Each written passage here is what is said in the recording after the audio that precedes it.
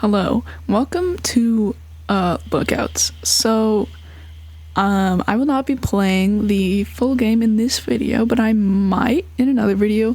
The reason is this game is very long. It says 5 to 6 hour reading time, so that is a lot, and I'm not looking forward to editing something like that right now.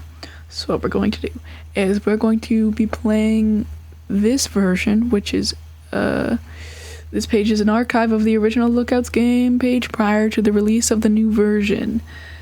So I will be playing this, which I believe is way shorter, and that is what we will be doing.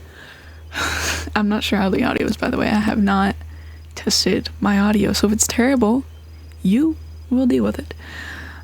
Boss, so you sure we can trust this friend of yours' info? It'll be a crying shame if you're wrong about this. Guy. This guy is someone to ride the river with. He'd never sell me bunk information. That town has struck gold. That's what he heard. Heard? He just heard about it. What kind of source is that? We can't go in off of rumors, you nutcase. But think about it. We'll be living like English kings if we take over a supply like that. What else are we gonna do? The last job was a bust. We got nothing left. Alright. We've had some bad luck and are running low on essentials. We'll take that town by hook or by crook. And if they don't have that gold, we can take them for what they do have and skedaddle. I'm so sorry. I'm like really bad at reading out loud. It's horrible. I'm a great reader, don't get me wrong. It's just out loud, I can't do it. The lookout will go early in the morning and see what we're up against, but I reckon we can bulldoze this burg and have some fun either way. Make sure to bring us back some juicy details, won't you, Tomboy? He firmly slaps you on the back. Laughter fills the camp around the roaring fire. Sounds like you'll be riding at sunup to check the town out. You feel it's best to get some sleep. Okay, so I've played the long version before. I got nowhere near finishing it, but I will say it's very good, and I forgot like everything that happened. The desert is an orange haze. Scorched sands whip up around your horse's legs, the sun hot against your back as you ride towards the town. Wow. I love the art. It is so cute. There's not much to be done while riding. The desert is lonely, harsh, bare, and the only thing to do is think. You don't like being alone with your thoughts so often for so long. But you always are alone as the lookout, alone being the odd stick of the gang. No one really talks to you unless they need something. You daydream as you ride like usual, flights of fancy of settling down somewhere. You're tied to Curly Wolf and his gang, though. Is it so much to ask to be able to live in peace, to not have to fight for survival, always on the run? Maybe that's what your life will always be like, gang or not. A hunted outcast. They could have sent you off with some playing cards at the very least. Hello, cat. There's a cat approaching. You come to an outcropping near a cliff. Tying up your horse, you approach the edge and see the town come into view. A nice frontier town, small but clearly bustling with people. White painted signs on the wooden buildings glint and bloom in the midday sun. You can't see much else from way up here and turn to get your binoculars. You open your saddlebag and pull the metal binoculars out, brushing it against your poncho to dust off the lenses. Turning back to walk to the edge, a figure suddenly rounds the corner of the large rock. You decided to send... Oh, shit. A figure suddenly rounds the corner of the large rock you've decided to set up camp under. Bird sounds? Out of instinct, your hand snaps up to your holstered gun and pulls it, trained squarely at the head of this new person. The bird, who seemingly came from nowhere, looks at you, clearly just as surprised and out of sorts from your own presence. He shifts backwards, eyeing your hand on your gun. The air feels very still all of a sudden, and given you have the upper hand, you take a moment to look at who you just crossed paths with. He's definitely an outlaw like yourself. A rugged beak shining in the sun centers a face you admittedly find charming. Their face and arms are marked with scars, and a large sawn-off shotgun hangs in their holster. Since he's a bird, you know to be wary, just like you'll know to be wary of a canid like yourself. Is that how you say that? A canine? Yeah. Howdy there, what's your name, partner? Joseph. And what are you doing all the way out here, Joseph? You seem like a dreadful long way away from where one might think you should be. I could ask you the same question. You stare him dead in the eye. He's pretty calm for someone having a gun pointed at his head, but you can see some of his feathers quivering. Were you trying to sneak up on me, Joseph? Rob me blind where no one else can see? I bet you thought a fella missing an arm would be easy. Oh, I never even noticed they were missing an arm. Or he, I don't know.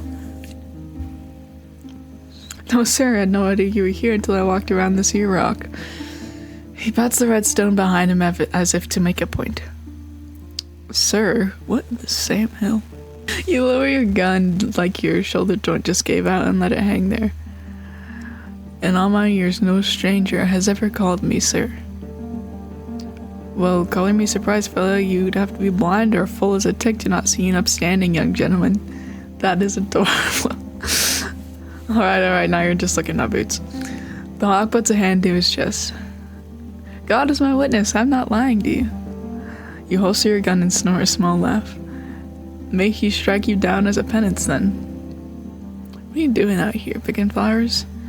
The smile drops from his face. He stops short and swallows like he can't bear to say the next words. I'm part of the Black Vulture gang. I'm on lookout here to survey this here burg. That's very forward of That's very forward of you, considering I just had a gun pointing you. But yeah, you get it. I'm part of the Curly Wolf gang. How many damned you boys have been here all over the West? What brings you right here? Much the same as you, I would imagine. Rumors of gold. You'd have it just right. Well, I can imagine what my boss might want me to do coming across someone who's sticking their beak in our business. Joseph tenses up. Feathers ruffled. He understands full well what you mean, conflicting interests and all. But he's not here. Would be real waste of a good bullet to use it on you. Is that an insult, or are you trying to make a mash on me? The small jibe is enough to make you stop talking and search for the binoculars you threw when you pulled your gun, turning your face away to hide the blood rushing to your cheeks under your dark fur. You dust the binoculars off again and walk over to where Joseph is standing, his eyes keenly trained on the town. Don't need no binoculars then, huh? No, sir, these eyes can see all the faces of those people down there, no problem. Sir, again. Maybe it's just a habit of his to call people that. Say, why do you keep calling me sir? I ain't your boss. You just that much of a polite suck-up. Cost nothing to be kind on the trail, I found. What did most call you then? Oh. He thought this might come up before us. You're surprised it took this long for him to ask about who you are, what you are. Most would say tomboy, I would think. Or other things I wouldn't repeat in such polite company. And what would you call yourself? The question takes you by surprise. Something else no one's ever asked you. I'd call myself a man. Is that so? He's gonna think you're a nut now. You just know it. You'd better be getting on your horse right now and riding back than staying another second round this stranger. How funny. I guess we're in the same boat if I'm picking up what you're putting down. Might say that the guys at camp don't use shove the queer to talk about money. You nod at him, unsure whether to laugh or not, and neither of you seem sure what to say now. You hold the binoculars to the bridge of your nose and investigate the town to give him a breather. No one seems like they'd put up much of a fight. No officers of the law in the streets, only a small building with a sheriff's sign hanging outside. The backs of the buildings you see are rather large, and considering you don't see any bank, you wonder which of them might be what you want to keep an eye on.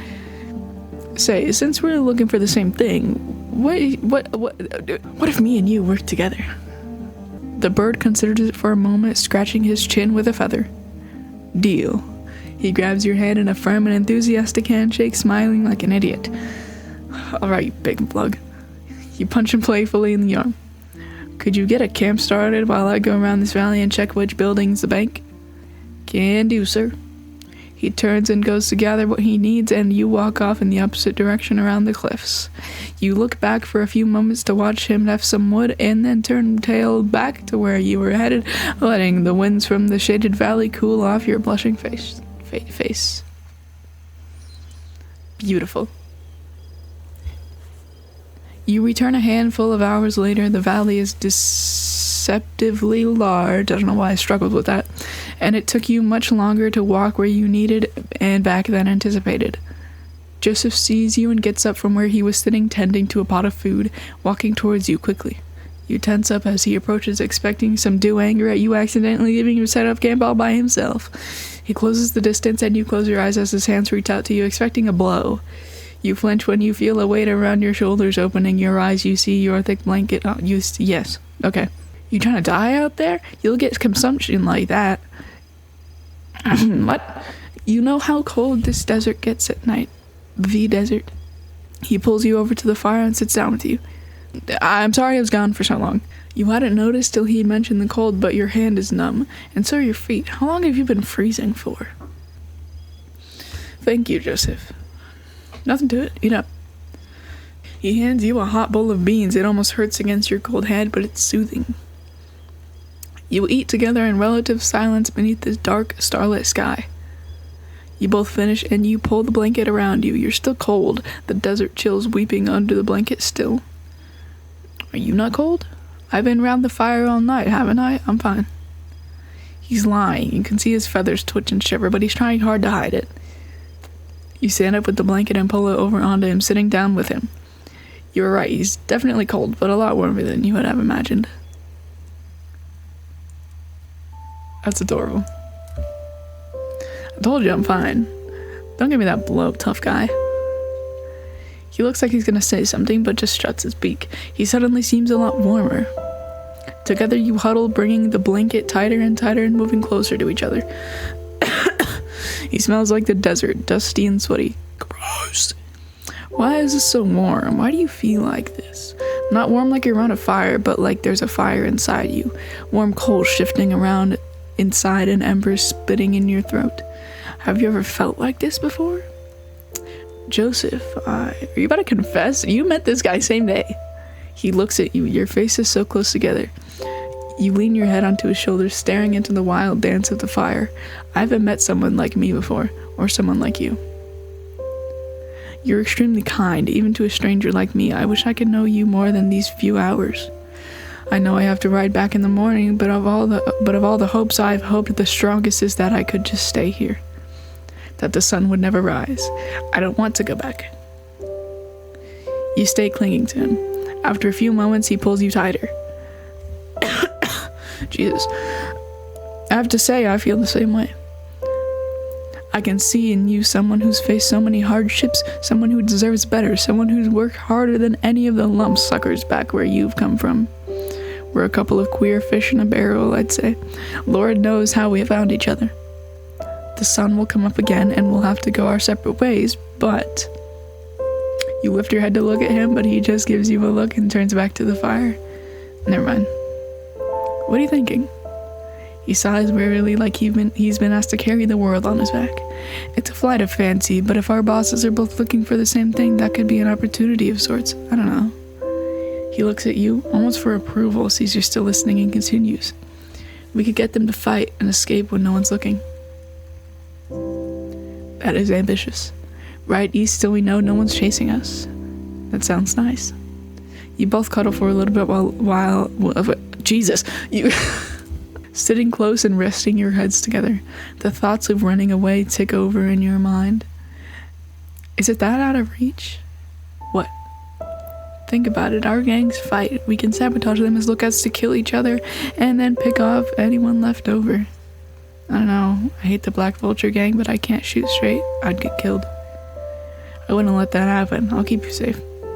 We can keep each other safe. A fight feels inevitable. We should use it.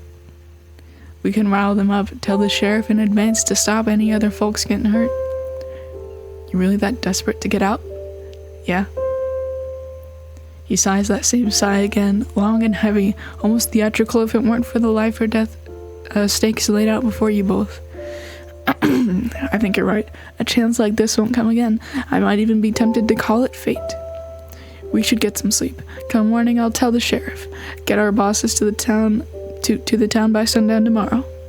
And hope on a kiss and prayer that we make it out alive? He chuckles. Isn't that the story of our lives? This will be the last time we have to fight like that. You both fall asleep against each other, dreaming of that promise, praying for a better tomorrow and willing to fight for it. And there's no...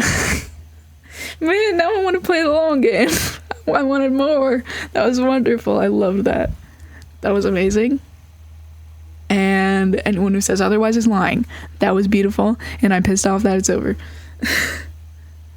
A game by Cold Doggo and Paranoid Hawk for the Gay Western Itch.io Jam. Music by Kevin. Thank you for playing. Click to restart the game. That was lovely. Let me know if you want me to play the full game, and it'll probably be a series because I don't think I want to play 6 hours of game in one video. So thank you so much. Goodbye.